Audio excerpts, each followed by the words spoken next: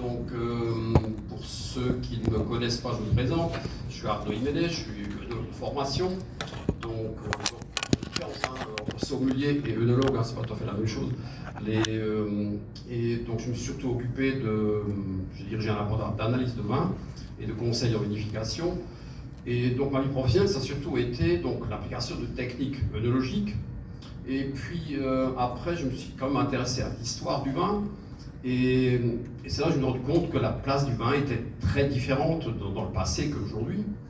Et aujourd'hui, c'est vrai qu'on connaît le vin surtout par sa dimension gastronomique, culturelle, dimension, je dirais même érudite, on a ce côté culturel érudit. Et bon, il existe encore ce vin dans les cultes religieux, dans les religions qu'on connaît, mais bon, les religions sont aussi en perte de vitesse. Et donc, alors que dans le passé, le vin avait vraiment une place centrale dans les cultes.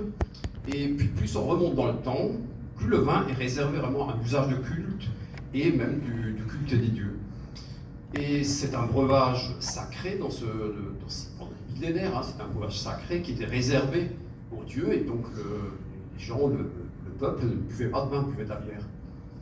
Donc on peut reculer et ainsi on peut reculer vraiment très loin dans le passé, et il y a toujours ce vin aux côtés de Dieu. C'est vraiment une constante dans toute l'histoire, aussi loin qu'on remonte, il y a toujours cette juxtaposition du vin et du culte de Dieu. Et c'est même ce qui fait la différence entre les hommes et les dieux dans toutes les mythologies. C'est les dieux sont immortels parce qu'ils boivent du vin, ils sont immortels et intelligents même parce qu'ils boivent du vin, alors que les mortels n'ont pas le droit de boire du vin. Donc c'est là, vous voyez, ça nous renvoie même un petit peu à l'histoire de la Bible, de la pomme, donc la pomme d'Adam et d'Ève, qui rendait intelligent à ce moment-là. Donc on peut faire le rapprochement avec le vin, qui était ce breuvage initiatique dès les origines. Donc le vin reste présent, donc quelle que soit l'évolution des religions d'ailleurs, quels que soient les types de religions dans toutes les civilisations, quels que soient les systèmes politiques, eh bien ce vin reste toujours présent dans toutes ces cultures. Donc il n'y a pas vraiment de culture qui l'exclut, sauf à un moment donné, bon, l'islam, on en reparlera, mais c'est vraiment une constante qui est inébranlable dans toute l'histoire. Donc vraiment une nécessité, donc on constate que le vin est finalement une nécessité absolue dans toutes ces cultures passées. Et ensuite on peut remonter vraiment très très loin dans le temps, et dès les premières traces d'agriculture, donc on parle de vin, on trouve des traces archéologiques de vin. Et l'autre point que l'on observe dans l'histoire, c'est qu'il y a toujours deux transmissions parallèles autour du vin. Il y a d'une part les religions, donc ça c'est toujours présent dans les religions qui organisent la société avec des règles de conduite, et après c'est toujours pareil, ces religions deviennent rapidement dogmatiques, souvent intolérantes, et ces religions deviennent au service du pouvoir politique. Alors, donc toutes les religions partent toujours d'une bonne intention, c'est l'intention d'épanouissement de l'homme, ça fait partie de l'intention qu'ils vivent heureux et en paix, mais systématiquement, ces religions sont détournées au service du pouvoir et deviennent l'inverse des intentions de départ. Donc ça, vous connaissez tous, l'intolérance, le dogmatisme et la violence de ces religions. Et en fait, ça, c'est une constante dans toutes les religions. C'est au départ, par exemple, dans la religion que l'on connaît, la religion catholique ou la religion chrétienne, dans le message de Jésus, c'était de vivre en bonne santé, de vivre heureux et de vivre en paix. Et puis après, ça a été détourné, il y a eu l'Inquisition, il y a eu le massacre de Saint-Barthélemy, le massacre des Indiens, le massacre des femmes dites sorcières, etc. Donc il y a toujours cette dérive entre l'intention de départ des religions et ensuite le dogmatisme religieux et l'intolérance qui revient. Donc c'est pareil pour l'islam et pour le peuple juif, ce qu'on le voit aujourd'hui. Donc finalement, pour perpétuer une connaissance, pour perpétuer cette sagesse qui permettrait aux hommes de vivre en bonne santé et en paix, eh bien, on ne pouvait pas compter sur les religions. Et donc, du coup, il s'est constitué depuis d'origine une espèce de transmission parallèle sous forme de sociétés, de confréries, aujourd'hui des confréries viniques, de corporations secrètes, dans lesquelles le vin avait vraiment un rôle majeur. Et aussi loin que l'on remonte dans l'histoire, on trouve toujours ces sociétés, ces confréries, ces ordres, plus ou moins secrets selon les époques, et le degré d'intolérance religieuse de l'époque. Donc pour le vin, il y avait essentiellement ces deux courants. Il y a d'une part les religions officielles, et d'autre part, ce qu'on appelait les sociétés secrètes qui étaient en parallèle. Par exemple, chez les Grecs, il y avait à côté de la religion officielle, il y avait ce qu'on appelle les mystères d'Éleusis, qui était la branche, et puis dans la branche ésotérique de l'islam. L'islam a aussi sa branche ésotérique, qui est le soufisme, et ensuite, à côté de la religion juive, par exemple, il y avait la secte des Esséniens autrefois. Et à côté de la religion, il y avait les sectes gnostiques, par exemple, qui ont été pourchassées par l'Église chrétienne à un moment donné. Il y avait les alchimistes, et puis plus tard, il y avait des francs-maçons et des rose-croix, comme j'en parlais plus tard. Donc il fallait préserver une connaissance et il fallait préserver une sagesse qui devait traverser le temps pour aider cette humanité.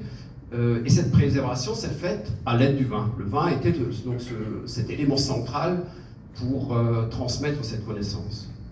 Donc voilà, c'est le sujet de cette présentation, de parler de ce vin et de retrouver le pouvoir secret du vin. Qu'est-ce qui fait la particularité de ce vin depuis ses origines et pourquoi est-ce que ce vin a toujours été utilisé depuis si longtemps.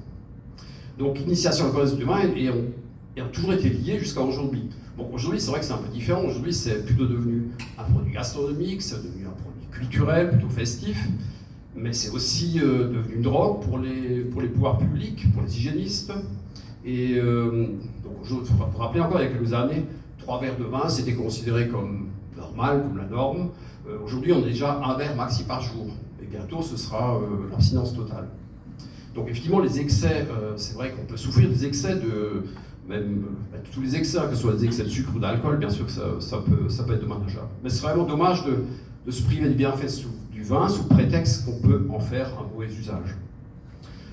Et surtout que l'alcoolisme, c'est surtout l'alcool fort, de bon marché, plus rarement les vins de qualité. Donc voilà. Alors aujourd'hui, ce que je vous propose, c'est de nous replonger dans cette histoire passionnante du vin. Et on va commencer par le début de notre civilisation. Et on va commencer par l'événement majeur à partir duquel tout ce que nous sommes aujourd'hui s'est reconstruit. Je vais voir si le diapo avance. Bon.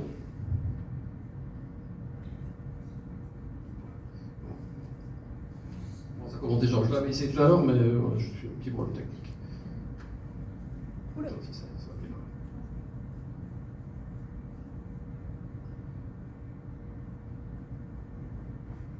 Bon.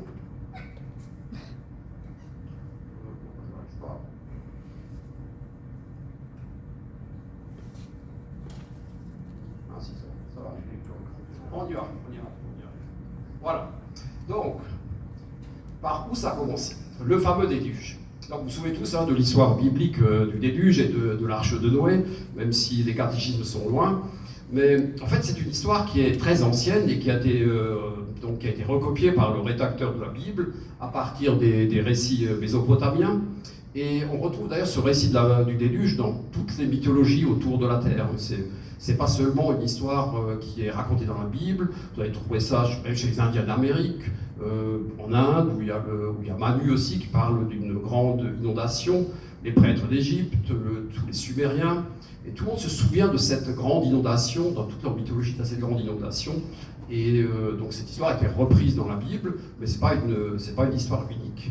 Donc apparemment, c'est plutôt un souvenir traumatique qui a profondément marqué les générations. C'est plus peut-être même une réalité qu'une légende.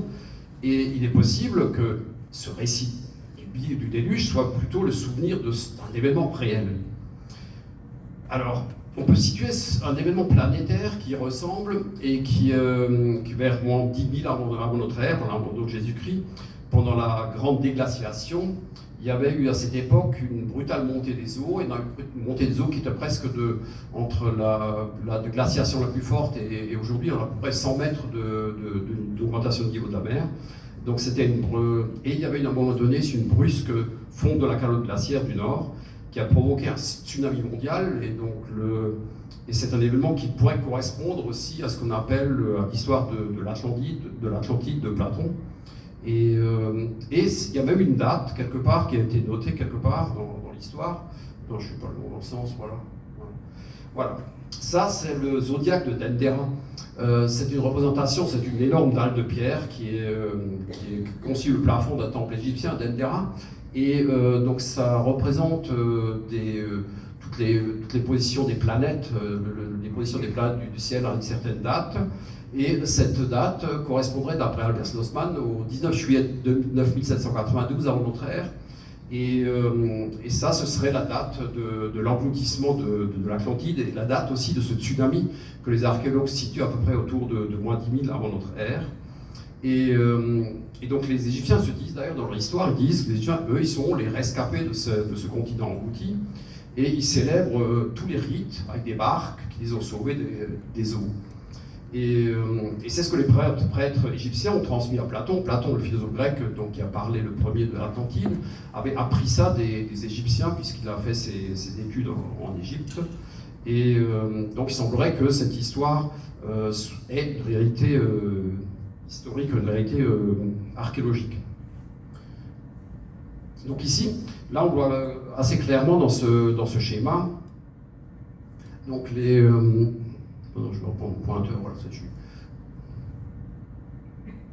Pardon, ah si ça y est, voilà, j'y suis.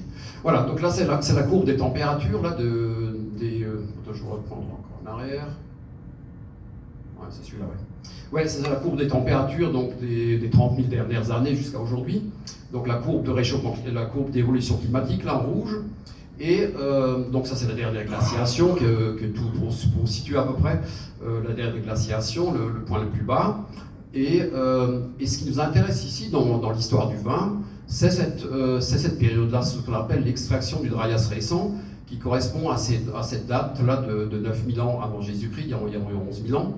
Et c'est là où il y a eu un accident climatique, peut-être un astéroïde qui a fait fondre les calottes glaciaires et qui a provoqué un énorme tsunami et qui a détruit pas mal de civilisations côtières, parce que là on a une brusque remontée des eaux et il y a aussi en même temps un refroidissement. Il y a eu pas mal d'espèces qui ont disparu. C'est aussi à cette époque-là que par exemple les mammouths, les tigres à dents de sabre ont disparu et qu'on a retrouvé donc, tous ces animaux congelés en Sibérie par exemple. Et donc là, c'est vraiment une rupture, et c'est à partir de là qu'on a les histoires du déluge, de cette grande inondation, et c'est aussi à partir de cette date qu'on a les premières traces d'agriculture, toutes les premières traces de civilisation démarrent à cet endroit. Donc on peut considérer ici ça comme cette date-là, le 9 mai, carrément le début de notre civilisation telle qu'on la connaît aujourd'hui, et aussi les premiers plans vignes. Donc ici aussi, sur le plan génétique, sur le plan archéologique, on estime que c'est à peu près de cette date-là que datent les premières, la vigne vitis vinifera telle qu'on la connaît aujourd'hui, et aussi le blé qui daterait aussi de cette époque-là. Donc il y avait certainement, alors du coup, il y avait certainement une civilisation qui existait avant, mais qui n'était pas une civilisation aussi, bien sûr, technologique comme la nôtre. Par contre, une civilisation qui connaissait bien le travail de la pierre. Et dans cette... ouais. Et ensuite, donc, et dans l'histoire de la Bible, par exemple, la première chose qu'a fait Noé, c'est de planter une vigne après la sortie de l'arche. Donc ça veut dire quand même que ce Noé, ce qu'il a fait, il a quand même emmené des pieds de vigne dans son arche. Donc c'est le seul végétal qui est répertorié dans la Bible, qu'il a emmené, c'est un pied de vigne. Et dès qu'il est sorti de l'arche, il a planté sa vigne. Et donc on retrouve l'importance de préserver une transmission initiatique malgré la destruction de la civilisation par le déluge, parce qu'avant le déluge, dans toutes ces histoires, avant le déluge, les dieux étaient avec les hommes, et après le déluge, ces dieux étaient moins présents. Mais aussi, donc, tous ces dieux dans la Bible ont toujours transmis, dans toutes ces histoires, c'est les dieux qui ont appris aux hommes à faire le vin, et qui ont donné les plants de vigne tels qu'on les connaît aujourd'hui à ces hommes. Donc ensuite, on se rapproche de l'époque actuelle. Donc ça, c'est l'évolution climatique récente, là, dans les 2000 dernières années. Donc ça, c'est l'époque l'an 0, donc de notre ère, Jésus. Et ensuite, l'évolution climatique. Donc là, dans cette évolution climatique, ce qu'on reconnaît, c'est un réchauffement climatique vers le Moyen-Âge. Donc c'est ici que les vignobles se sont étendus en Europe du Nord, jusqu'en Angleterre, jusqu'en Allemagne du Nord. Ensuite, il y a eu un petit refroidissement climatique, ce qu'on appelle le petit âge glaciaire, ici, vers l'année 1600, autour des années 1600. Et c'est ce qui a donné, c'est ce refroidissement climatique qui a donné la naissance au champagne. Puisqu'avant, le champagne, c'était surtout des vins rouges, mais après, comme le raisin ne mûrissait plus, eh bien, c'est eux qui ont, donc je ne veux pas rentrer dans le détail, voilà, et c'est ce qui a fait la naissance du vignoble champenois. Et aujourd'hui, on se retrouve avec un réchauffement climatique qui dépasse maintenant le réchauffement médiéval et qui est plus élevé que les réchauffements précédents. Mais ici, donc, dans toute cette histoire du vin, vous voyez, il y a toujours eu des changements climatiques importants donc il a toujours fallu s'adapter avec les cépages, avec les vignobles, avec les technologies. Et je crois qu'aujourd'hui encore, on est obligé de s'adapter. Par exemple, l'Alsace n'est plus vraiment adaptée aux cépages qu'on y plante et il faudra penser certainement à faire des replantations aussi. Donc il y a toujours une adaptation climat qui est nécessaire. Bon, ça c'est une autre histoire. Et donc là, pour en revenir donc, à cette région-là de cette carte du Proche-Orient, l'origine du vin. Donc alors, où est-ce qu'il a planté cette vigne, notre Noé? Eh bien, notre Noé, d'après la Bible, donc, il l'a planté ici sur le mont Ararat, qui est actuellement au nord de l'Irak, l'Arménie et le nord à l'ouest de la Turquie. Là. Et donc aussi, ce qui est intéressant aussi, c'est que ok, ça c'est l'histoire traditionnelle qui dit que Noé a planté sa vigne ici, mais après, je rappelle, ça a été confirmé, c'est-à-dire que toutes les vignes du monde aujourd'hui, génétiquement, proviennent de cette région, et le blé aussi. Donc vous voyez, donc l'histoire biblique rejoint finalement maintenant les découvertes actuelles. Donc cette vitis vinifère date de cet endroit-là. Donc toutes les vignes plantées dans le monde sont originaires du Caucase, et c'est là qu'on trouve les plus anciennes traces de civilisation. C'est aussi là qu'est repartie la civilisation mésopotamique, donc c'est le premier lieu de l'écriture. Et c'est aussi là qu'on retrouve donc la Mésopotamie, c'est ici, hein, donc entre le Tigre et l'Euphrate. Et donc les premières vignes ont été plantées ici dans les autour des monts Taurus, vers là. Et c'est là où on trouve les plus anciennes traces de. Alors aujourd'hui, on pense que c'est à peu près 6000, les dernières traces qu'on a trouvées d'amphores qui contiennent du vin, c'est environ 6000 ans avant notre ère, donc c'est quand même 3000 ans avant l'écriture. Hein, donc c'était vraiment au tout début de la civilisation. Et c'est aussi dans ces endroits-là où on trouve des traces de civilisation extrêmement anciennes, comme Göbekli Tepe, là, près de la Turquie. Et donc là, c'est moins 10 000, donc ça veut dire, c'est quasiment, là, c'est à peu près à cette époque, qu'on dirait ça à l'époque de ce qu'on situe le déluge, quoi. Et ensuite, cette vigne s'est étendue jusqu'en Palestine, la Syrie, donc là, il y a Baalbek, et ensuite Israël, Égypte, et ensuite la Grèce en même temps, et le monde romain. Donc ça, c'est vraiment le chemin qu'a fait la vigne dès le départ, en partant du mont Ararat, et donc c'est toute la zone de développement de la vigne à ce moment-là. Et donc ces dieux, dans ces mythologies, ils ont donné le pain et le vin, le blé, donc Bacchus, Dionysos, Enki, Yahvé dans la Bible, donc ils précisent que ces dieux buvaient beaucoup de vin. Et à cette époque, le peuple ne buvait pas de vin, c'était un usage donc strictement réservé à des rituels en l'honneur des dieux. Donc par la suite, donc c'est seulement plus tard que le vin était réservé à la table des monarques qui représentaient ces dieux sur terre, puis ensuite réservé aux sociétés initiatiques dont nous avons parlé. Donc il faut se rappeler que le vin c'était considéré comme un breuvage d'immortalité et de connaissance. Il faut se rappeler que les patriarches antédiluviens avant Noé vivaient près de 1000 ans. Mathusalem, vous connaissez, 969 ans. Et puis ensuite, cette durée de vie s'est progressivement réduite jusqu'au jour où Yahvé a décrété que la durée de vie des terriens serait limitée à 120 ans. Mais c'était quand même toujours le vin qui était considéré comme la boisson d'immortalité, qui permettait de vivre plus longtemps. Donc les terriens, ils pensaient que les dieux étaient intelligents et immortels grâce au vin particulier qui se réservait. Donc là, on va parler des... Et donc, maintenant, regardez bien cette diapo. Là, ça, c'est un des plus grands... cette énorme pierre, ce sont les plus grosses pierres taillées du monde. Et ça se situe à Baalbek, au Liban, qui est aussi une grande région de vin. Et donc, c'est à peu près 1000 tonnes. Hein, donc, apparemment, ils construisaient avant, c'était leur standard de mesure, c'était environ 800 000 tonnes. Donc on n'a pas de date sur l'excavation de ces pierres, elles ont servi à une énorme construction, dont il ne reste plus que le soubassement, et qui est le temple de Bacchus à côté du Liban, à côté de cette carrière. Alors ce qui est remarquable, toujours dans notre histoire, c'est que la taille des mégalithes est proportionnelle à leur ancienneté. C'est-à-dire plus les constructions sont anciennes, plus les pierres sont grosses. Donc en bref, c'est comme si on avait perdu les connaissances d'une ancienne civilisation, et ces mégalithes sont toujours liés à des sociétés du vin.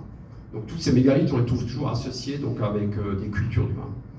Et ce que nous disent donc, ces mégalithes du temple du Bacchus, ou même des pyramides, c'est que le vin n'est pas né chez des chasseurs-cueilleurs, c'est pas une découverte au hasard de chasseurs-cueilleurs, mais ce vin est né dans une civilisation qui était sophistiquée et qui faisait tout avec la pierre. Tout est en matière minérale, hein. Donc le vin était fait dans du pressoir en pierre, le cuveau est en pierre, les amphores, le bouchage des amphores, tout est en matière minérale. Il n'y avait aucun contact avec du métal, ni même avec du bois. Donc c'est des civilisations qui travaillaient exclusivement tout ce qui est minéral. Et donc, contrairement donc à la vision habituelle de l'histoire qui montre des chasseurs-cueilleurs primitifs hein, qui progressent pendant des siècles, eh bien, ces pierres nous montrent l'inverse. C'est-à-dire que il y a 11 000 ans, il y avait une civilisation avancée qui avait perdu ses compétences et ses savoirs. Et pareil pour les pyramides, qui sont les plus anciennes, sont les plus précises. Hein. Donc toujours pareil, les anciennes constructions sont précises, sont grandes, sont technologiquement avancées. Et plus on avance vers l'époque moderne, plus ces constructions sont petites, mal faites, ne tiennent plus. Par exemple, vous voyez, les grandes pyramides en Égypte sont celles qui sont les plus anciennes, qui résistent. Les pyramides récentes sont déjà détruites. Donc c'est juste pour dire qu'il y avait une civilisation avancée qui avait une certaine connaissance et qui se servait du vin pour transmettre cette connaissance pour qu'elle ne se perde pas. Donc là on se retrouve donc le temple, ça c'est le temple de Bacchus au Liban. Donc là, ce temple de Bacchus, effectivement, c'est les Romains qui ont construit la partie supérieure, mais le soubassement ici, c'est fait avec des blocs là vous voyez d'ailleurs l'échelle lui-même, c'est fait avec des blocs de 800 à 1000 tonnes. Et ça, évidemment, c'est et après, on le voit tout de suite ici. Ici, ça, c'est une construction plus récente, les petites pierres. Mais ces blocs-là sont vraiment très, très anciens.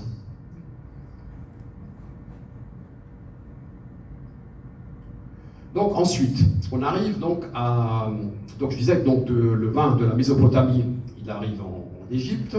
Et la culture de la vigne et du vin, c'est donc en Palestine, puis ensuite en Égypte.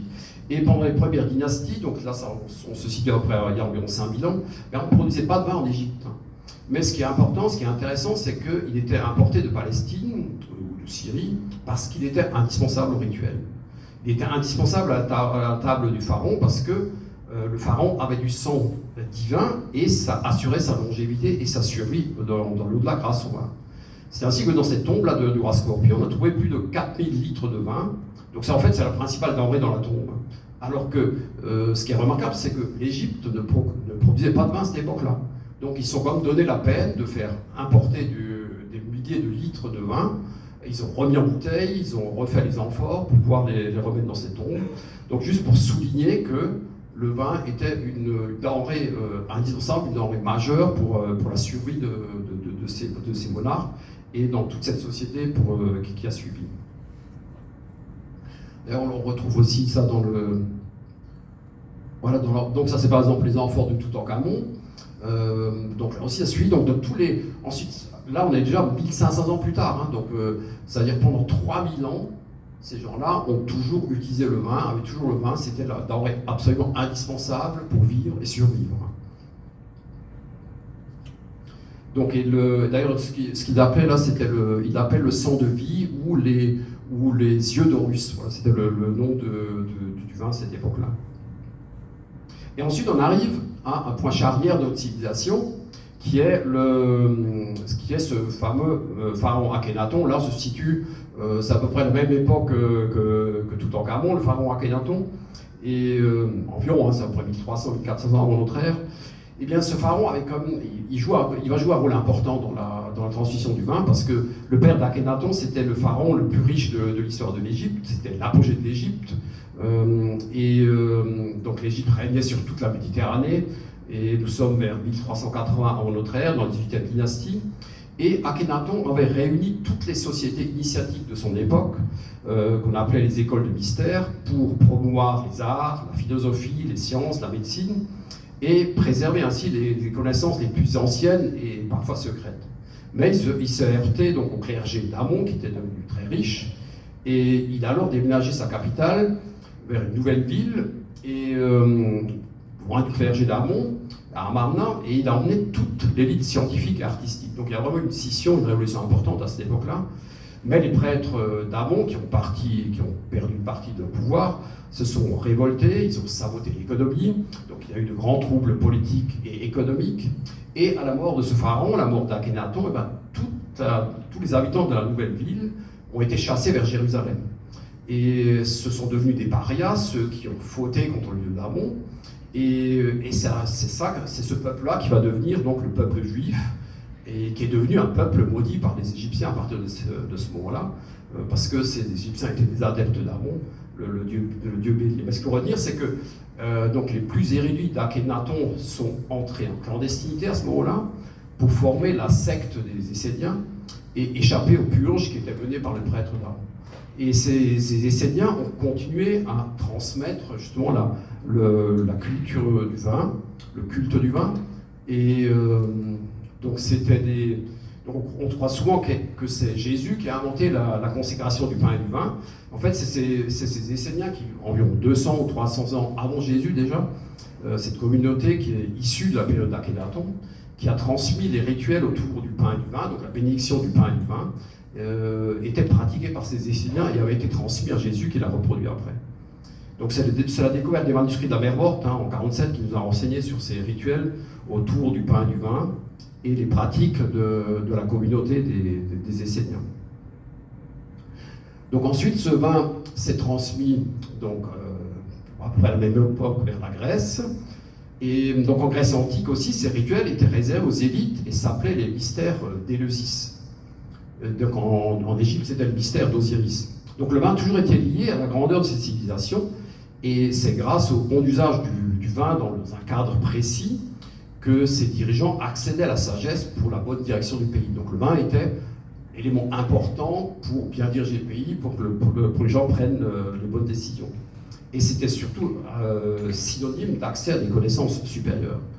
Donc d'ailleurs, les Grecs ne buvaient jamais le vin pur, hein, ça a toujours été mélangé avec de l'eau. Il n'y a que Dionysos qui pouvait boire le vin pur. Donc les Grecs, c'était toujours un mélange d'eau et de vin. D'ailleurs, toutes les civilisations antiques ne buvaient jamais le vin pur, c'était que les barbares qui buvaient le vin pur. Eux, ils pouvaient toujours mélanger eau et vin, et toujours dans des situations de rituel. Encore une fois, ce n'est que tardivement que le vin s'est démocratisé pour devenir une boisson d'ivresse, mais au début, le vin, c'était une boisson initiatique qui était réservée au culte. Donc ensuite, on va arriver à notre personnage majeur dans l'histoire du vin. Donc c'est notre fameux Jésus. Donc là, je fais pas de religion. Hein. Donc c'est juste pour dire que dans l'histoire du vin, on ne peut pas parler de vin sans le personnage de Jésus. Donc, alors, encore une fois, c'est pas lui qui a inventé cette consécration du pain et du vin, mais on ne peut pas parler de vin sans parler de la tradition de Jésus. Donc c'est lui qui a institué le vin dans la civilisation occidentale chrétienne. On peut dire que ce personnage de Jésus, c'est le fondateur de nos vignobles, puisque c'est grâce à ce qu'il a transmis qu'il y a eu des églises, des vignes qui se sont transmises dans toute l'Europe, après par la suite, et partout dans le monde entier. Donc on peut dire aujourd'hui que sans ce Jésus et sans la chrétienté qui a suivi, eh bien, nous ne serions pas là aujourd'hui à parler de la même manière du vin. Et ce qui est intéressant aussi, c'est que son premier acte public, c'est de faire du vin. Bien sûr, il n'a pas fait que du raisin. Donc sous-entendu, je ne peux pas faire ma mission si je n'ai pas le vin. Je ne peux pas transmettre mon message sans le vin. Donc Jésus est la fondation de vignoble actuel, et alors peu importe qu'il ait vraiment existé ou non, en fait, c'est pas ça qui est important, qu'on croit ou pas, c'est pas l'important, c'est que son histoire a façonné l'histoire du vin. Et on a vraiment, toute l'histoire du vin s'est construite autour de cette consécration du vin dans la religion chrétienne. Donc ensuite, en même temps que il y a une autre révolution qui était importante en même temps, à la même époque que Jésus, c'est vraiment une année charnière, cette année zéro, parce que c'est vraiment à cette époque-là qu'il y a une autre révolution œnologique, c'était le passage de l'amphore au tonneau, et parce que pendant plus de 5000 ans, même 6000, on peut remonter très loin, donc le vin était en amphore, était vinifié en amphore, était donc transporté en amphore, et ensuite, à partir de l'an 0, eh bien, on est passé donc, au barrique. Et là, c'est les Gaulois qui ont été c'est les Gaulois qui ont repris la vinification, puisque avant c'était les Latins, les Romains qui faisaient la vinification en amphore, mais les Gaulois, ils ne connaissaient rien à la vinification en amphore, eux, ils savaient faire que des tonneaux. Et donc, c'est eux qui, en Gaule, donc essentiellement, où cette transmission s'est faite, et où toute nouvelle œnologie s'est créée parce que c'est pas du tout la même façon de faire le vin en amphore qu'en tonneau. Là, on utilise par exemple des résines, on n'utilise pas de SO2, on utilise différents ingrédients donc, de plantes. Il y a un bouchage très hermétique. C'est vraiment une techno, c'est pas fait n'importe comment en amphore. Il y a vraiment une technologie très précise qui a été utilisée pendant des milliers d'années. Et là, l'œnologie en barrique, ça a été quelque chose de très neuf. Il fallait réinventer la façon de faire le vin, la façon de conserver le vin. C'est à partir de ce moment-là qu'il fallait mettre du SO2 parce qu'on n'arrivait plus à les conserver. Et il y a aussi le réchauffement climatique, etc. Donc il y a vraiment une révolution à la fois technologique et spirituelle autour des années de ce Jésus, autour de l'an 0. Donc l'an 0, ça marque vraiment un point de départ à la fois sur le plan de la civilisation et aussi sur le plan de la façon de faire le vin. Donc là, vous voyez, et puis pendant cette période-là aussi, cette transmission s'est faite donc amphore, tonneau et ensuite inox. Donc ça veut dire que, comme je disais tout à l'heure, là c'était 5000 ans en amphore et avec résine, c'était uniquement en contact avec des matières minérales. Donc là, le vin était uniquement en contact avec de la pierre. Ensuite, on a fait quasiment 2000 ans où le vin était uniquement en contact du bois. Ça, on le connaît encore, même nos arrière-grands-parents, par exemple, tout était en bois. Le pressoir était en bois, le tonneau, les baquets, les seaux, tout était en bois. Donc tout le contact des vins était en bois. Et aujourd'hui, on est à l'âge du fer. Donc on peut reconnaître ici 3 âges du vin, l'âge de la pierre, l'âge du bois et l'âge du fer. Parce qu'aujourd'hui, le contact du vin, c'est pratiquement exclusivement avec du métal. Ça commence au vendange, machine à vendanger, pressoir en métallique, en inox, cuve en inox, pompe, seau, tout en fer. Même la capsule à vis maintenant est en aluminium. Donc, ouais, donc on a vraiment une évolution technologique qui est importante. Aujourd'hui, là, on commence l'âge du fer aujourd'hui. Donc voilà, ça c'est pour la petite histoire technologique. Et donc maintenant, pour résumer cette transmission, alors pourquoi cette histoire de transmission dans le culte secret? Donc dans cette diapo, on fait un peu parce qu'avant Akhenaton, les écoles de mystère n'étaient pas spécialement clandestines, il n'y avait pas besoin vraiment de clandestiner, c'était plutôt l'élite intellectuelle qui les fréquentait. Et les pharaons, depuis Toutmosis III jusqu'à Akhenaton, étaient les grands maîtres de ces ordres secrets, de ces ordres initiatiques. Et c'est seulement après la révolution des prêtres d'Amon, ceux qui étaient dépositaires des connaissances et des initiations, ceux qui ont été persécutés et pourchassés, ils ont dû rentrer en clandestinité et fonder des sociétés secrètes. C'est cette nécessité de secret qui a perturbé, jusqu'à aujourd'hui, quasiment, face au dogmatisme et à l'inquisition des religions chrétiennes. Donc il y a eu toujours, à partir d'Akhenaton, il y a eu toujours énormément de sociétés secrètes pour transmettre, mais toujours encore une fois, en se servant des rituels du pain et du vin pour transmettre cette connaissance. Et ensuite, on arrive à des confréries, donc comme aujourd'hui, donc vous reconnaissez cette image, ceux qui sont abonnés au vin d'Alsace. Donc aujourd'hui, il existe des confréries qui sont des ordres qui existent encore. Donc la confrérie Saint-Étienne, que vous reconnaissez ici, et donc il y a aussi les Reines des Vins, n'est-ce pas Florence? Et puis qui sont aussi présentes ici. Et donc la confrérie Saint-Étienne, c'est une confrérie vinique, donc le siège est à Kiensheim, et qui fonctionne toujours encore selon les anciennes coutumes des sociétés secrètes, c'est-à-dire des sociétés initiatiques. Donc elle est dirigée par un grand maître, il y a une cooptation, il y a un parrainage pour y entrer, il y a un rite initiatique d'admission et des tenues spécifiques pour les officiers. Donc vous voyez, on retrouve et voilà, les reines des vins aussi, les reines des vins d'Alsace qui se sont constituées en société pour défendre la place du vin dans notre culture. Et ça se passe devant la cathédrale de Strasbourg pour marquer le rattachement du culte du vin transmis par des religions et marquer ainsi le vin comme objet de transmission des valeurs et des connaissances. Donc vous voyez, donc ça continue comme ça.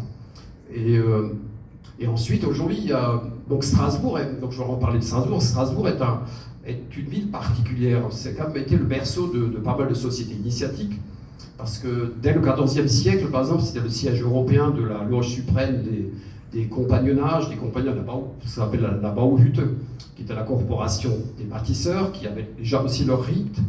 Ensuite, en 1616, il a été publié à Strasbourg les noces chimiques de Christian Rosenkreuz, avec la naissance des sociétés Rose-Croix. Et ensuite, au XVIIe siècle, c'était vraiment la ville, Strasbourg était vraiment la ville de libération intellectuelle face au dogmatisme religieux, parce que partout en France, la religion catholique était encore très fermée, mais à Strasbourg, grâce au protestantisme à ce moment-là, était devenu un grand centre d'édition de livres, c'était un des plus grands centres d'édition de livres d'Europe, grâce à Gutenberg notamment, et tous les penseurs novateurs qui étaient des hérétiques dans d'autres régions venaient se faire imprimer à Strasbourg. Donc les grands scientifiques, les médecins, les astronomes, des philosophes, notamment de la prestigieuse université de Tübingen, et aussi la famille des Württemberg, qui avaient des vignes à récuire, venaient se faire publier à Strasbourg. Et donc Strasbourg, c'était ainsi un grand centre d'exportation de vin, et abritait une immense cave au sein des Hospices, que vous connaissez, bon, certains d'entre vous connaissent. Et donc Strasbourg, c'était le lieu à la fois où la symbolique du vin, au travers des sociétés initiatiques, a été la plus manifeste. Et donc je vais vous montrer, ça c'est pour ceux qui ne connaissent encore, c'est l'Hospice de Strasbourg, c'est là où on abrite le plus vieux vin du monde, qui date encore de 1472. Et d'ailleurs, donc il a été changé depuis, parce qu'il avait ce vin-là avait quelques problèmes dans son foudre d'origine. Donc depuis, il a été transféré dans un nouveau foudre. Et donc on a fait quelques analyses sur ce vin-là. Donc c'est encore du vin. C'est pas facile à boire, mais ça reste encore du vin. Donc juste pour marquer que Strasbourg était quand même à la fois ce centre de libération des pensées, des philosophies, et en même temps aussi un grand centre d'exportation du vin. Et c'était vraiment cette ville-là qui marque le plus cette jonction entre le vin et des transmissions initiatiques. Donc on va arriver dans le vin sacré. Alors pourquoi le vin avait-il été choisi pour accompagner les cultes et les initiations avec une constance qui était vraiment extraordinaire sur plusieurs millénaires? Et donc son usage, il a survécu à travers toutes les civilisations, toutes les pratiques religieuses ou spirituelles. Et donc, qu'est-ce qui est secret? Qu'est-ce que le vin a de particulier? Quelles propriétés particulières pourraient expliquer le choix du vin? Pourquoi est-ce qu'on a choisi le vin et pourquoi pas du jus de carotte depuis des millénaires pour transmettre ces particularités du vin? Donc, est-ce que ce vin, est-ce que c'est un support d'information? Est-ce qu'il aurait des capacités d'enregistrer et de restituer des informations? Et c'est là où on va parler un peu de la mémoire de l'eau et de la mémoire du vin, notamment donc, par les travaux là, de Benveniste et du professeur Luc Montagnier. Donc, c'était une grande affaire qui avait fait, à l'époque aussi, là, ouais, on est encore sur Strasbourg, là, vous voyez, puisqu'il y a aussi le professeur Marc-Henri de Strasbourg, professeur de chimie physique, qui lui aussi a participé à ces travaux sur la mémoire de l'eau. Et pour lui, ce qu'on appelle la mémoire de l'eau est une réalité physique aujourd'hui. Et donc il a contribué donc, aux travaux, il a poursuivi les travaux de Benveniste et du professeur Luc Montagnier. Et donc c'est quoi cette histoire d'eau et des histoires de mémoire du vin, ou de mémoire sur l'eau? Eh bien comment ça fonctionne cette mémoire de l'eau? Eh bien dans les dilutions par exemple homéopathiques, on commence par dynamiser, c'est toujours la dynamisation qui est importante, ça commence par une dilution et une dynamisation. Donc pour ceux qui savent comment ça marche, comment on fabrique des médicaments homéopathiques, je fais avec vous, c'est faire des dilutions. Maintenant, chaque dilution, pour que ça marche, il y a une dynamisation, c'est-à-dire secouer avec de l'air, faire des bulles, pour obtenir cette dynamisation, pour que ça fonctionne, même lorsqu'on a des dilutions de jusqu'à CH12 ou même CH30 que vous pouvez trouver sur les médicaments homéopathiques. Donc, dilution et dynamisation. Eh bien, dans le vin, la fermentation, en fait, reproduit ce qu'on fait en homéopathie. C'est-à-dire que la fermentation du vin, elle fait en même temps, pendant que la fermentation, vous savez, vous partez de 200 grammes par litre de sucre au départ, et pendant toute la fermentation, donc ce sucre diminue jusqu'à zéro, il tombe à zéro. Mais pendant ce temps, vous avez des milliards de bulles qui traversent le vin, qui font une fermentation, et c'est ce qui fait la dynamisation. En fait, ça fonctionne comme si on fabriquait un médicament homéopathique. C'est le même principe, vous avez une dilution qui se fait tout le long de la fermentation avec le sucre qui représente l'énergie solaire, et vous avez une dynamisation de de ce système. Donc, et donc la dynamisation permet d'ancrer les informations sur le liquide dans le principe de la mémoire de l'eau. Et pareil, par exemple, dans le cas du champagne ou du crément, eh bien, dès que vous débouchez la bouteille, donc vous n'avez aucune bulle, hein, mais dès que vous débouchez la bouteille, vous avez des milliers de bulles qui remontent, et c'est pour relancer la dynamisation du vin. C'est vraiment là où il se passe quelque chose dans le vin, pour réactiver toute la mémoire du vin qui se passe à ce moment-là, au moment où vous débouchez cette bouteille de crément.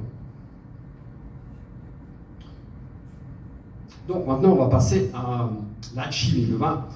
Donc alors, pourquoi on parle d'alchimie? Parce que la connaissance non intellectuelle, la connaissance non verbale qui est transmise par le vin, alors se situe plutôt dans sa dimension alchimique, c'est-à-dire au-delà de la chimie.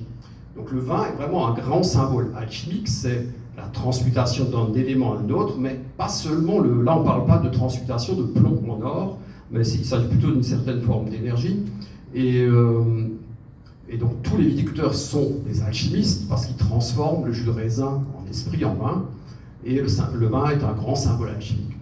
Alors, vous le remarquez assez facilement, ce symbole alchimique, parce que suffit de regarder ce que représente le raisin, par exemple, le jus de raisin. Donc le raisin, il a besoin de chaleur, il a besoin d'air, il a besoin de métabolisme aérobie, il a besoin de la lumière du soleil, il a besoin du sec, et la vigne a besoin, via l'air, chaud, avec la lumière, le chant des oiseaux, etc. Donc là, c'est le soleil. Donc ça, c'est les principes solaires. Regardez ce qui se passe dans le vin, c'est exactement l'inverse. Le vin, il aime la fraîcheur, pas la chaleur, il aime l'absence d'air, pas d'oxydation, c'est un métabolisme totalement anaérobie, il aime l'ombre, parce qu'il peut être détruit par la lumière. Vous mettez une bouteille de vin blanc 1 heure au soleil, elle est complètement détruite par la lumière, de l'humidité de la cave, et donc le vin est enfermé dans un tonneau, sans air, au frais, à l'obscurité, dans le silence. Donc et il est sous le signe de la lune. Donc là, on a vraiment une transmutation d'un élément solaire en un élément lunaire. Ça, c'est vraiment ce qu'on va appeler un symbole alchimique majeur. Ensuite, là, pour faire un petit peu de chimie, mais rapidement, hein, je ne vais pas vous embêter trop avec ça. En chimie, le glucose, là, ça c'est la molécule de sucre, le glucose. Donc il y a des molécules de carbone et d'oxygène autour, mais le glucose, c'est par la photosynthèse, donc dans la vigne, elle reçoit le soleil, donc c'est essentiellement quand même de l'énergie solaire qu'elle stocke, cette molécule de glucose. Et cette molécule de glucose, quand elle fermente, elle va dégager là une molécule d'alcool, et la moitié de cette énergie va rester stockée dans l'alcool. C'est pour ça que l'alcool reste encore calorique, mais 2 fois moins que le sucre. Et une partie, c'est de l'énergie qui se dégage sous forme de chaleur et sous forme d'information. Et le reste, on a encore du gaz carbonique. Donc il y a quand même, c'est comme un phénomène énergique très puissant qui se passe dans la fermentation, entre l'énergie, parce que c'est de l'énergie solaire, hein, parce qu'on a en fait le carbone, on s'en fiche autour. Les molécules, ce qui nous intéresse, ce qui intéresse les levures, ce qui intéresse le vin, c'est de récupérer cette énergie solaire qui est dans le sucre. Mais comme ça se passe en milieu anaérobie, la levure ne peut pas récupérer toute l'énergie solaire, elle ne peut récupérer que la moitié, et le reste stocké dans l'alcool. Et cette énergie va servir à celui qui va le boire, il va de vous récupérer cette énergie. Quand vous buvez de l'alcool, vous récupérez la moitié de l'énergie du sucre ici, et surtout ça affecte le cerveau. Bon, ça vous le savez, hein, si vous en buvez trop, ça saoule. Et bien là, vous avez aussi, sur le plan subtil, dans une transmission d'informations. Donc ici, l'alcool va permettre d'envoyer au cerveau un certain nombre d'informations, et c'est ça la particularité donc, du vin dans cette transformation alchimique. Donc toujours dans cette approche alchimique, donc le raisin, c'est le symbole solaire qui agit au niveau de la conscience. Donc le raisin grandit à la chaleur, c'est un principe solaire, il agit sur le conscient, il agit sur l'énergie et l'énergie physique, et le vin, il agit au niveau inconscient. Donc le vin grandit en hiver, il agit sur tout l'inconscient. On le sait tous hein, que le vin ça désinhibe, le vin quand on a bu un peu trop de vin, eh bien c'est tout le parti inconscient qui peut ressurgir. Et donc c'est vraiment 2 symboles qui sont, un qui est plutôt agi sur le conscient, et l'autre qui sont l'inconscient, 2 symboles alchimiques très différents. Et ça a même été démontré, puisqu'il y a même eu des études qui ont été faites scientifiques qui précisent bien que la Lune a effectivement une influence majeure sur le vin. Et ça, c'est une étude qui a été faite en 1992.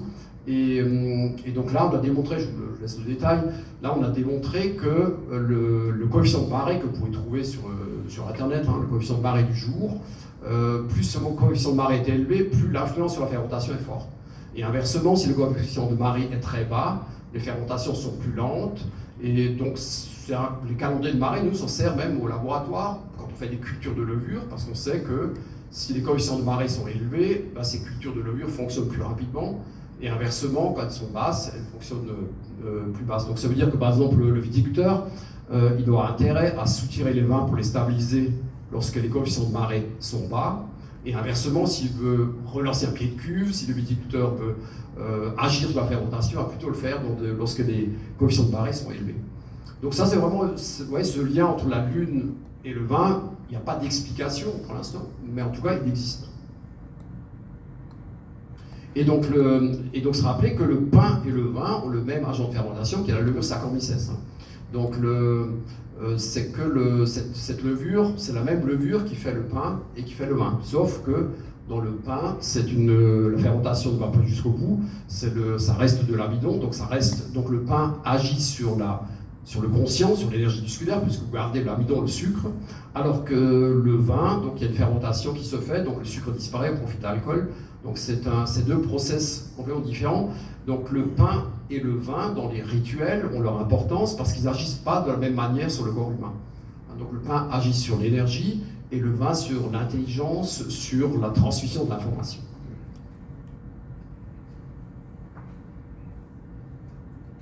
Donc ensuite, donc en résumé, donc le vin est un grand symbole de transmutation. Et c'est aussi donc un être lunaire de la nuit, donc il agit sur l'inconscient. Donc le vin, c'est pas du tout la même chose que le jus de raisin. Le jus de raisin n'agit pas sur l'inconscient. Le jus de raisin, par exemple, agit uniquement sur la force physique, et le vin agit sur la partie inconsciente de l'être. Donc, alors quel est le rôle du viticulteur dans l'élaboration de ce vin initiatique?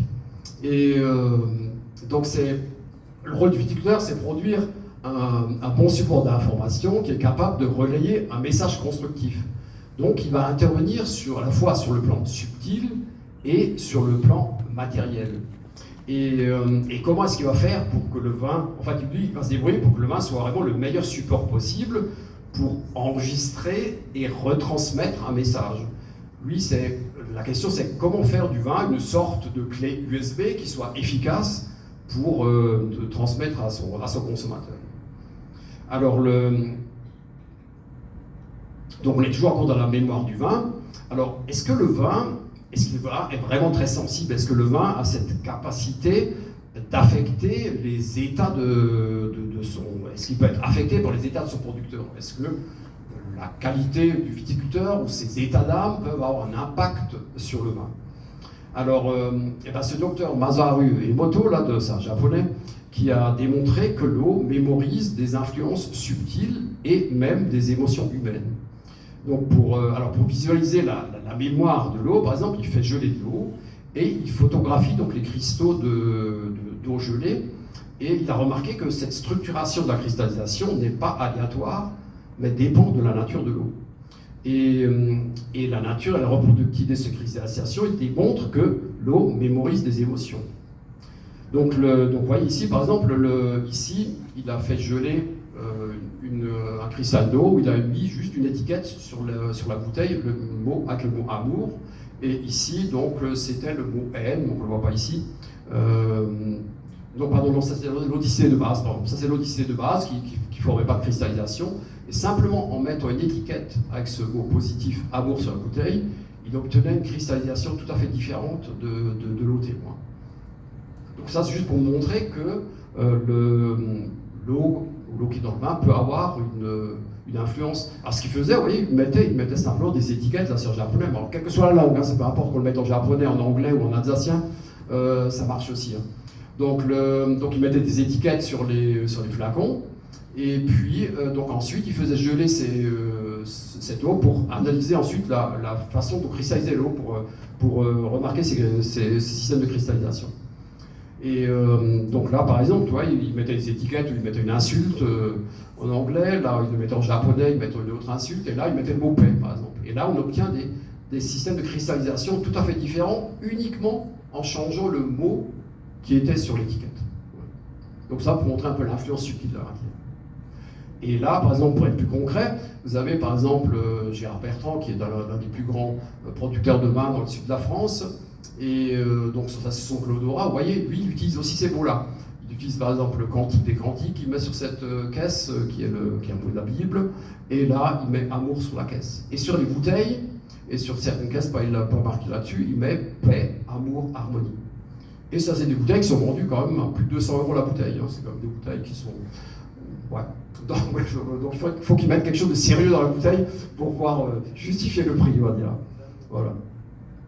Et voilà, ça c'est sa cave du Clodorat. Et cette cave aussi, ouais, c'est une cave qui n'est pas du tout ouverte au public. Donc il interdit que n'importe quel profane entre dans sa cave. Donc ceux qui rentrent dans sa cave sont des personnes autorisées, qui doivent avoir une certaine formation, une certaine capacité de penser, on va dire, parce qu'il ne veut pas qu'il y ait d'influence négative sur ces cuves.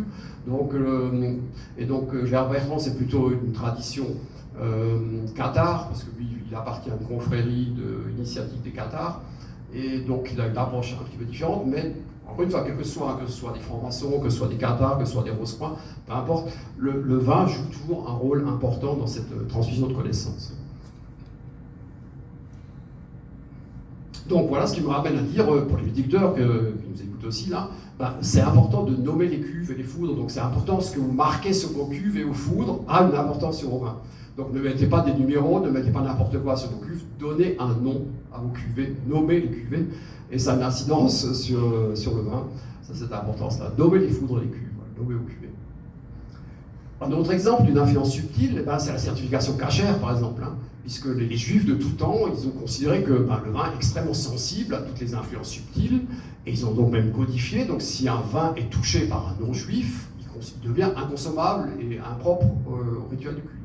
Donc Jacques, je crois que tu as aussi déjà fait du vin cachère, et donc ceux qui font du vin cachère savent que c'est un rabbin qui vient dans la cave, aucun non-juif n'a le droit de toucher au vin pendant la fabrication, pendant toutes les opérations, parce que dès qu'un non-juif touche le vin n'est plus cachère et impropre à la consommation. Donc vous voyez, donc cette idée de sensibilité du vin à ces influences subtiles, elle est extrêmement ancienne. Donc alors, d'autres exemples, la vigne et le vin ne sont pas sourds. Alors voilà, par exemple, vous voyez, vous avez des applications encore d'influence subtile pour le vin, le traitement de l'ESCA, ça c'est la société Génodisc par exemple, qui utilise des sons, qui utilise ce qu'on appelle des protéodies pour soigner la maladie de l'ESCA. Donc ils font, et nous on avait essayé aussi on a fait des applications sur le vin aussi, donc c'est des sons, donc voilà, ils mettent des haut-parleurs dans les vignes, là, et c'est pas de la musique, ce sont des sons spécifiques qui agissent sur la molécule qui est responsable de l'évolution de l'ESCA. Donc c'est un scientifique qui s'appelle Sternheimer, un physicien qui s'appelle Sternheimer qui avait fait cette mise au point.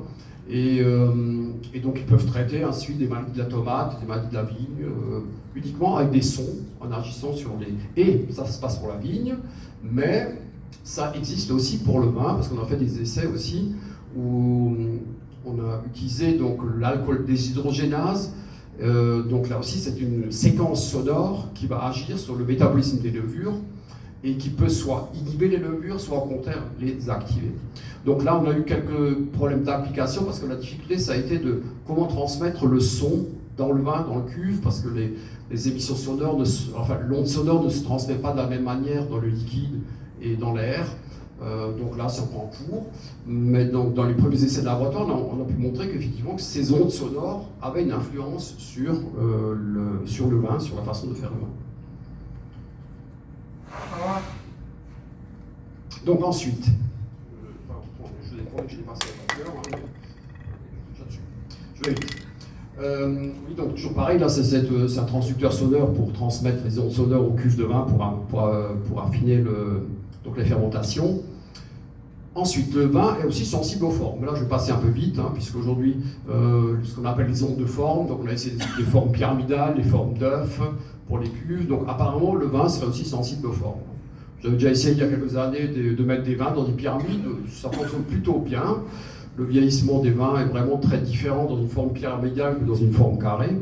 Bon, là on ne sait pas comment ça marche, mais en tout cas ça a une influence. Ouais. Et aussi donc les constructeurs de cathédrales, il faut pas oublier que les constructeurs de cathédrales étaient les descendants des Égyptiens, donc les constructeurs de pyramides, donc ils utilisaient les mêmes principes de construction, même si ça ne ressemble pas à des pyramides.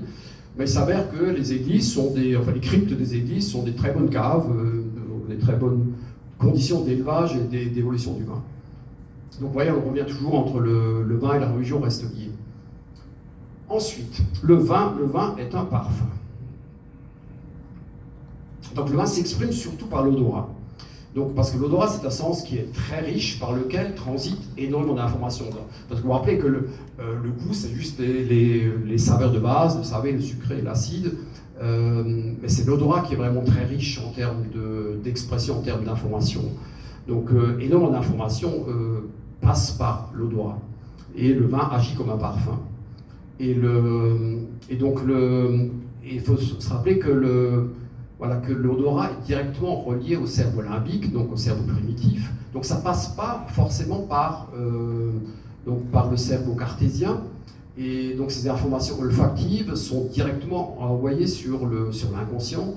Et donc là, vous voyez que les odeurs parlent directement à notre inconscient, notre être primitif, sans passer par le cerveau cartésien. Donc nous sommes très influencés par le langage des odeurs, des parfums. C'est pour ça que la qualité aromatique du vin est importante, parce que c'est par là que passe essentiellement le message qui est transmis à l'inconscient, ça passe par l'odeur, par le côté olfactif. Donc c'est pour ça aussi que depuis des millénaires, c'est l'encens qui est utilisé dans les rituels religieux, dans toutes les parties du monde, qui a pour cet effet de calmer le mental, la conscience objective. Donc ça favorise la connexion à notre moi émotionnel et spirituel. Donc c'est le même principe, le vin joue ce rôle-là par ses arômes, de connecter directement au côté spirituel. Donc, et puis dans ces parfums, chaque parfum a un usage spécifique.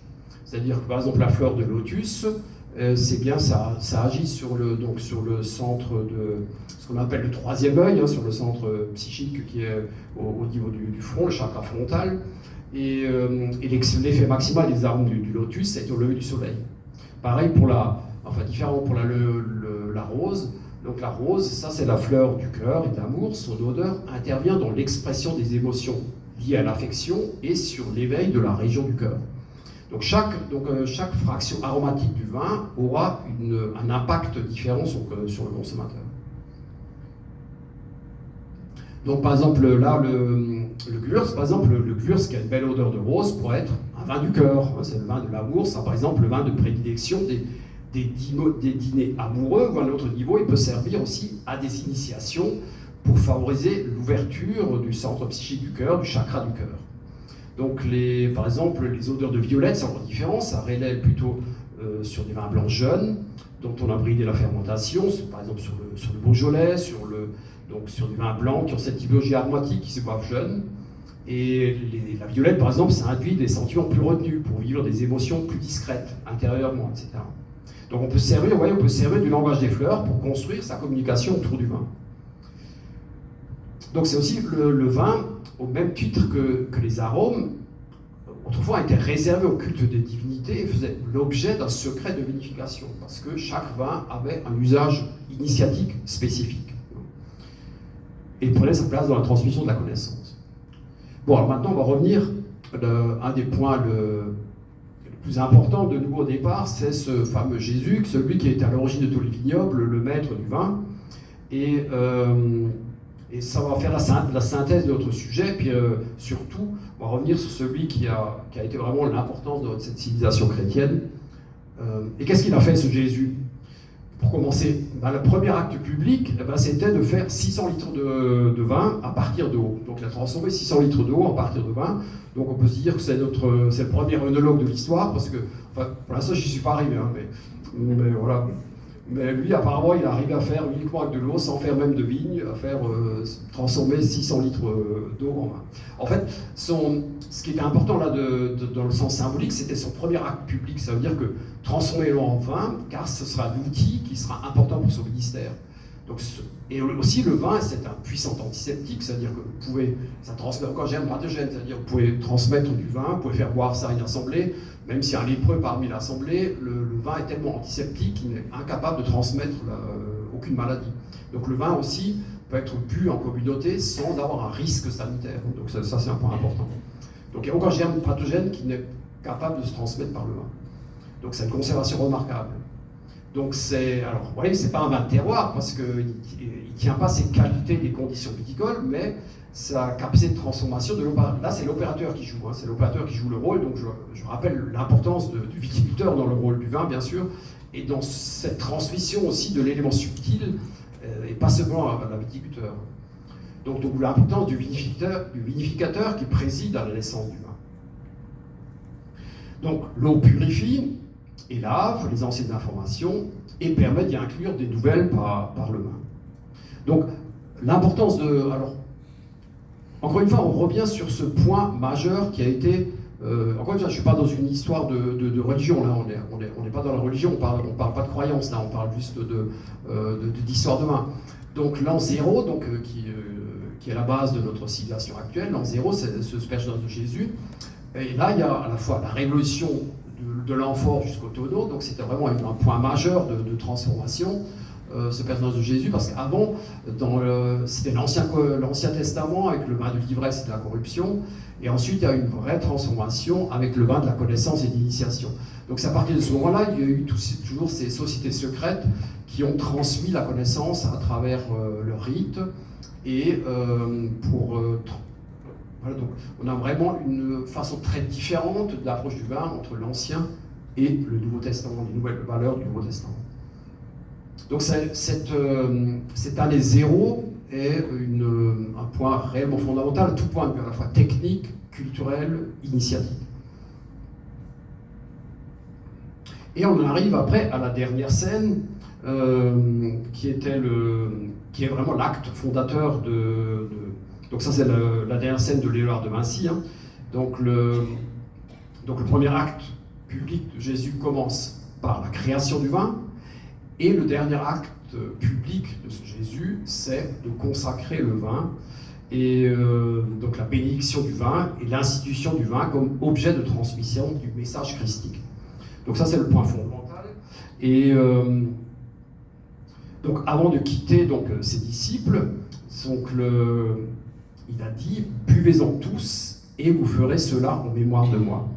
Donc la dernière scène, ça peut être considéré sur un plan religieux, mais ce n'est pas l'objet de notre présentation, mais on peut aussi penser que Jésus maîtrisait des principes de physique que l'on commence à peine à explorer. C'est-à-dire que cette opération sur le vin de la dernière scène consistait à fixer sur le vin toutes les informations qu'il voulait transmettre, comme le faisait Jacques Benveniste dans l'affaire de la mémoire de l'eau. Donc là, on peut reconnaître dans l'opération de Jésus une opération métaphysique qui consistait à inclure des informations qui sont ensuite récupérées par celui qui boit le vin. Donc c'est pas une opération magique, c'est pas une opération religieuse, c'est une opération physique avancée.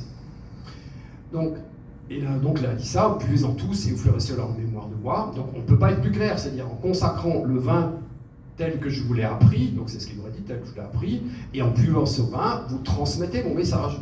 Jésus, c'était ça, c'était pas... Jésus n'a rien écrit, non, pas qu'on sache qu'il ait transmis quelque chose par écrit. Donc ce Jésus voulait se servir du vin pour transmettre son message. Donc c'est l'acte fondamental du vin mystique. Donc en nous réunissant, donc c'est comme ça qu'il faisait, en nous réunissant autour de cette coupe, nous y mettons tout notre être, toute notre connaissance dans le meilleur sens de moi-même, dans le sens de toutes les instructions inconscientes pour être heureux et vivre en harmonie avec mon environnement. C'est le sens littéral de « buvez-en tous, ceci est mon sang », parce que le sang, ici c'est le sens symbolique du sang, bien sûr, c'est la vie et la transformation de la vie. Et ça nous rappelle aussi les liens du sang, donc de génération en génération. Donc vous ferez en mémoire de moi, donc chaque fois que vous vous réunissez autour du vin et vous le buvez, vous vous connectez aux informations qui feront de vous de bonnes personnes. Donc le vin est une sorte de lien informatique, on peut appeler ça une adresse, un site informatique, qui permet de télécharger tout ce qu'il faut pour retrouver le message originel, pour être heureux et retrouver la bonne santé. Donc ce n'est pas le vin en lui-même qui est source de santé et de jouance, mais il est l'intermédiaire il contient le code d'accès aux connaissances supérieures. C'est le code d'accès qui nous a transmis ce Jésus. Donc le point à retenir, c'est que le vin est confirmé comme moyen indispensable de transmission de la connaissance. Il est le support d'une information.